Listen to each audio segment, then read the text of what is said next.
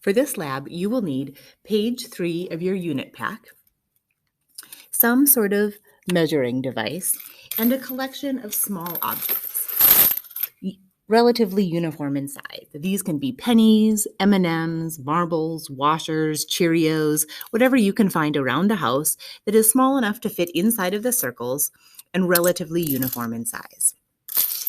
For this lab, you will be looking at the relationship between the radius of the circle.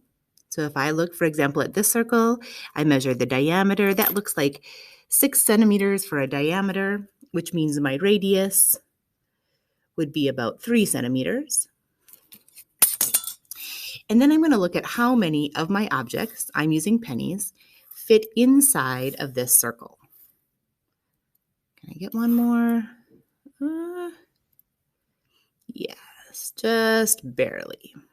So for this circle, I would say there are 1, 2, 3, 4, 5, 6, 7, 8 pennies. So my number of pennies is 8, and the radius was 3 centimeters. You will collect data for all 5 of the circles on page 3. Record your data in the table as follows. My radius was 3 centimeters, and I was able to fit 8 pennies into my circle. I'm going to go ahead and change the header of this table to say pennies because I had pennies as my object.